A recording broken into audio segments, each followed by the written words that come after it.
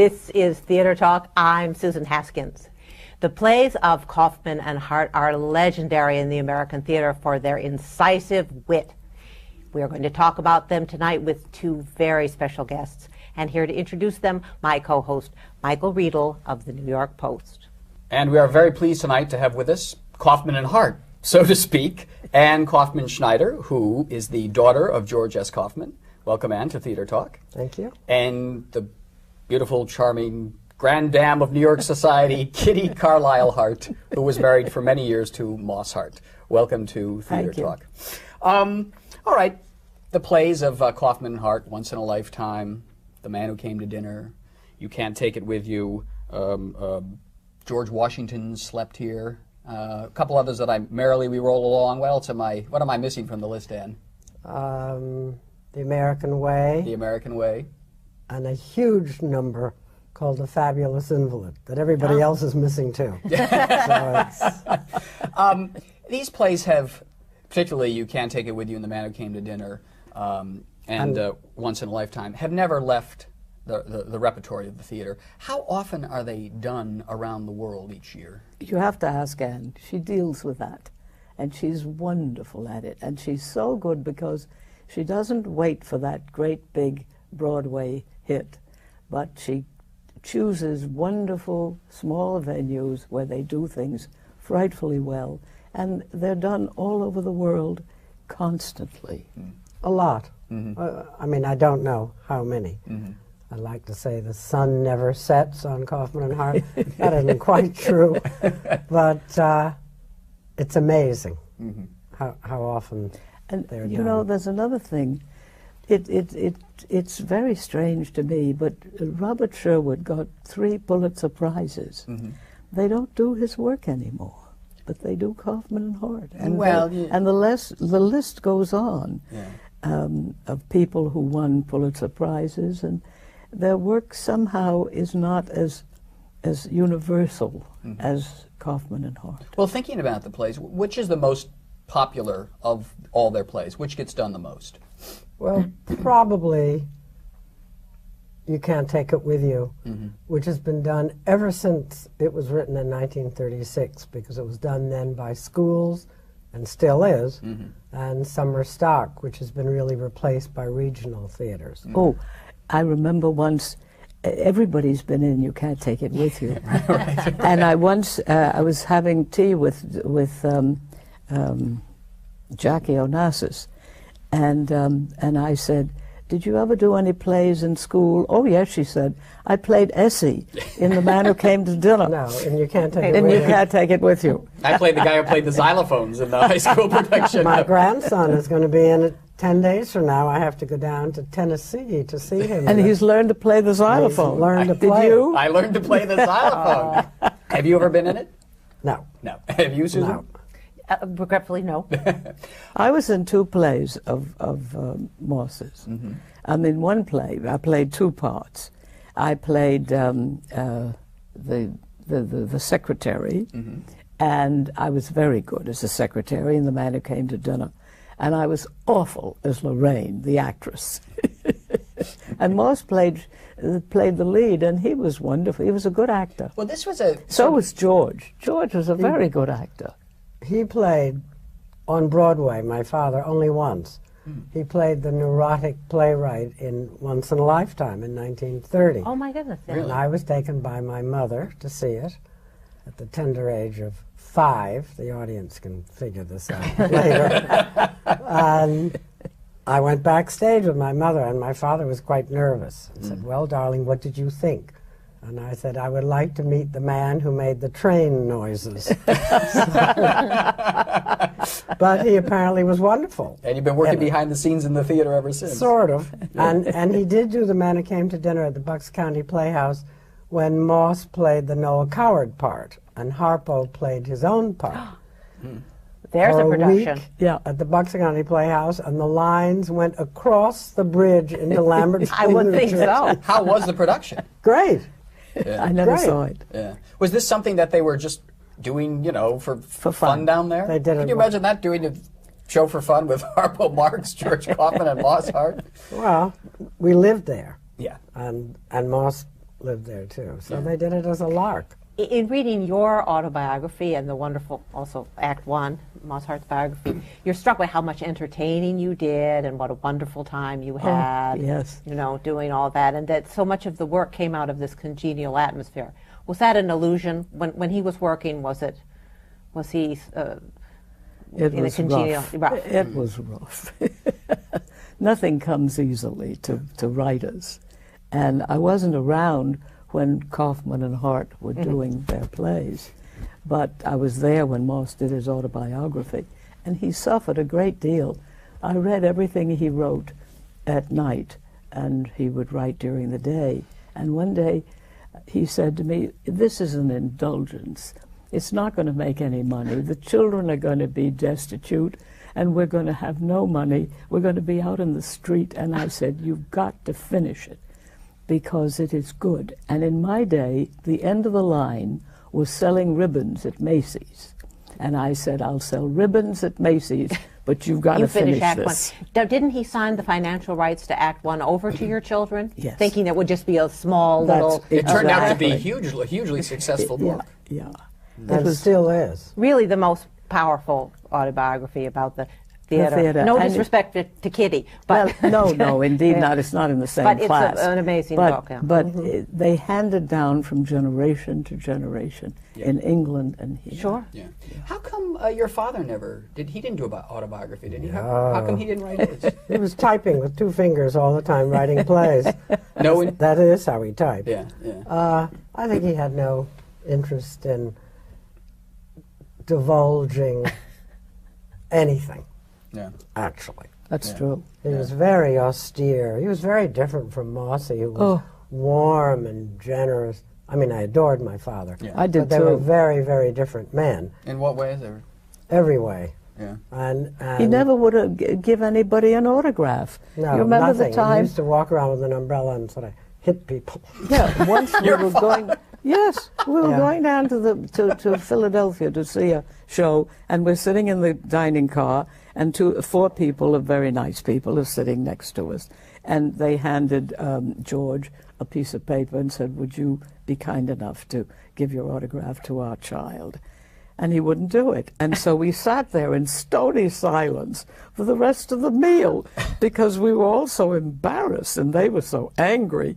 Oh, it was just awful. Why would he not do it? He didn't like to get involved. He just That's didn't want to right. get involved. So But the now- cynical man and those cynical reviews was that way in life. Yes, Yeah. very much. Not with me. Not- I'm sure not And with not with friends, me. not with Kitty, not with Moss.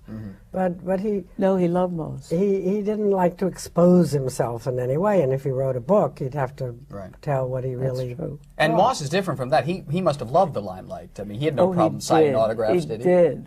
He loved the limelight, and he would walk into a gathering with his overcoat over his shoulders like a great actor, and the party was made. Yeah, yeah.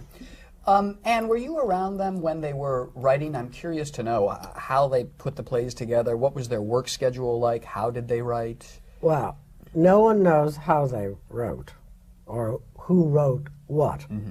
I was around. I was very young when they started, and they didn't write until around noon, because my father didn't like to get up. Maybe Moss didn't either. No, he didn't. And they would go into my father's room. It almost always took place, the Kaufman and Hart plays in my father's room. I think with Edna Ferber, he went to her apartment. And they would close the door. Moss would starve all day as he wrote in Act One, because my father didn't eat much. And at 6 o'clock, it was over, and the door would open, and my father would go to his bridge club. And what they did in the room and who thought of what, we never know. Don't know. And Moss never told you how it came together, or? I never asked. Really? Really? Just the secret of the creative process, I guess, they didn't want to let out. I don't think they even thought about it, really. I don't think they that did way. either. I think they did their work. That's The right. work was over, they opened the door. Yeah. They went out. But then when the plays went into rehearsal, I mean, they were both famous as play doctors, and they could fix things. The old days, you know, when you went out of town, they could fix things like that. Did the scripts go pretty well written into rehearsal, or were they doing all kinds of changes and rewrites during the tryouts for these plays? Well, during Once in a Lifetime, which was really Moss's first, I mean, it was submitted to the producer, and that's how my father got into it. They did a lot of rewriting and a lot of work. And I think with all of them, You Can't Take It With You came the easiest. Really? For some reason, which is odd, because it's very sentimental. And when it was revived, I think we have to give a moment's credit to Ellis Rabb. Yeah, wonderful director. Terrific. Who really began with You Can't Take It With You in '65 to treat a revival as though it were a new play.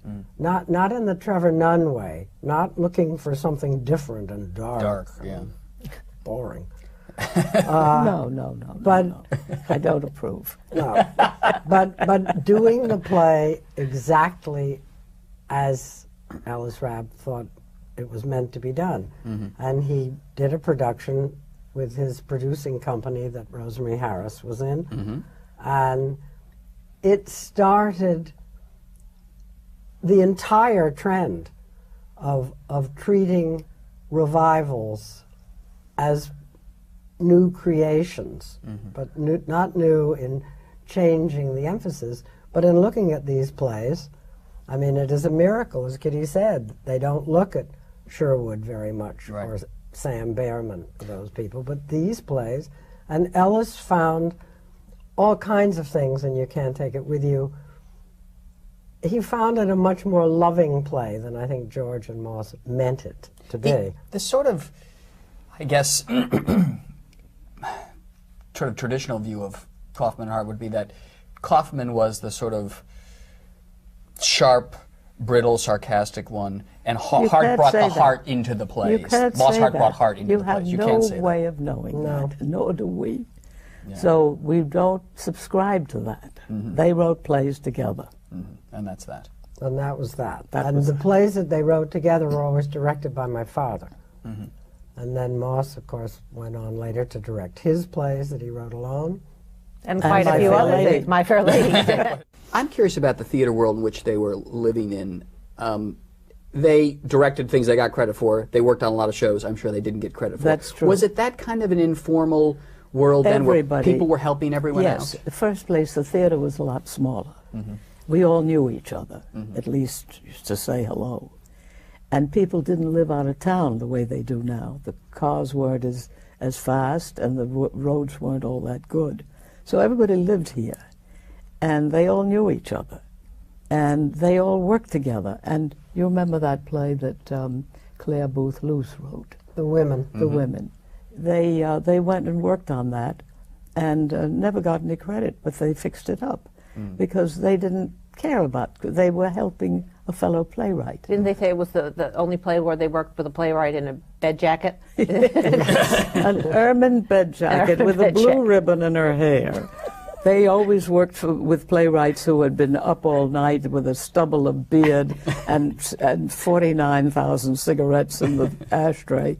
This woman was totally different. And they fixed up the play, and it was a big success. But I think that one thing really is true. I think because it was a bit smaller, the whole world, they were more generous. I don't mean Moss and George, but people in general were more generous with each other than they are now. I mean, now nobody will go out of town to look at a show unless they're going to get a big percent of the show and the thing. They didn't care about that. They really were helping each other. And you know, my father had a little trouble with composers. He loved George Gershwin. That was sort of it. How come why did he like composer? But Irving Berlin, all those wonderful guys? I don't know. They didn't get on very well, but I do remember that when he was working on Guys and Dolls, and they were out of town, and that took a bit of fixing, oddly enough, before it got done. Frank Lesser came to him one day and said he thought that he would like to do a reprise of some song in the second act. My father said to him, well, that'll be fine, and we'll reprise one of my jokes. The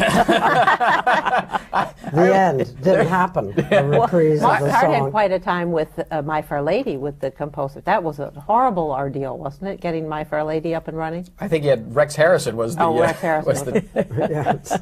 Julie was the problem. Julie Andrews was the problem. Who was 19 at the time, right? Yes, she was going on 20, and she'd only had one big show, and she wasn't very good. And women aren't as nice as men, I must tell you. So one day, going up in the car with Moss after the third day of rehearsal, he said to me, what do you think about Julie Andrews? And I said, she's just awful. And and I said, you've got to work with her or something. So he did indeed. He said, if I were Belasco, who was an old-time producer, David Belasco. director, he said, I would hire a hotel suite, and I would take her in, I would lock the doors, and I would paste the part on her. And he swears I said, why don't you? But I didn't. Anyway, he did dismiss the company, and he kept her for a day and a half. And she tells the story herself, that he really worked with her, rehearsed with her, coached her, and for the first 10 days I could hear Moss's inflection Gave her line in her readings, and after that she made it her own, and she was incomparable. Yeah, she was just wonderful. I'm curious about the life at Bucks County, because there's been a lot written about it and it seemed to be great fun. For example, the kind of guests that would come down to stay at the houses. And is it not true that the man who came to dinner came out of an experience with Alexander Wolcott coming down? At Moss's house. Yeah. What happened there? Well, he was the worst guest Moss ever had. I wasn't there then. He died the year before I was married. But he said that he wanted the windows open when everybody else was freezing cold. He wanted dinner at 10 o'clock when everybody else was starving. And finally, he said it was the worst weekend, and he went over to see George because they had places nearby. And he said, what did he say? Well, I'm not sure. I thought he wrote it in Moss's guest book or something and said, this is to say that this is the worst weekend I've ever spent. And Moss went over to our house and said, my God, how horrible. And imagine if something had happened to him, he'd had to stay. And there was a kind of long silence. And then they sat down and wrote The Man Who Came to Dinner. In Bucks County, they wrote The Man Who Came to Dinner right there. Interesting. Now, what is this about? They played a lot of croquet. What was the obsession with croquet? Oh. Everybody played croquet. And a very serious. Oh. I mean, none of this, wear your crinolines and just do this. It was very, very serious, not for money, but very serious. You couldn't talk. You couldn't, I don't know. Maybe that's why my father left me all the plays. I was a very good croquet player. And he took me as a partner quite often. But they were very serious. They played croquet. And they did it all over the country. Really? We went out snow. And we went out to Palm Springs, and it was so serious there that somebody said, "You're dead on me," and the other person said, "I'm not dead." And the maids came running out to Mrs. We were staying at the Zanuck's. They came running out and said, "Mr. Hart and Mr. Zanuck are going to kill each other. Come quick." They had their mallets raised over who was dead and who wasn't. Now, dead is a croquet term. Yes, yes. Amazing. Just to go back to the subject of the plays, what do you, having seen so many productions of these plays, think is the enduring quality that they're written, in the 30s, and yet they seem as fresh, as lively, as incisive, and as funny today as they ever were? I feel that it's the humanity of the plays. They understood human beings so well, and they wrote about them with understanding and a great deal of sympathy. But they were funny as well, you see. Yeah, That's I feel the something trick. quite different. I think that humanity, Moss undoubtedly brought the humanity to my rather stern father, who wasn't sort of interested in that. They had a terrible time with the love scene in You Can't Take It With You, which was nothing until Rosemary Harris and Ellis Rabb, without changing one word, turned it into a love scene, and not just "I love you, Tony. I love you too, Alice." Right. Let's get on to the next joke. Let's go on. Yeah.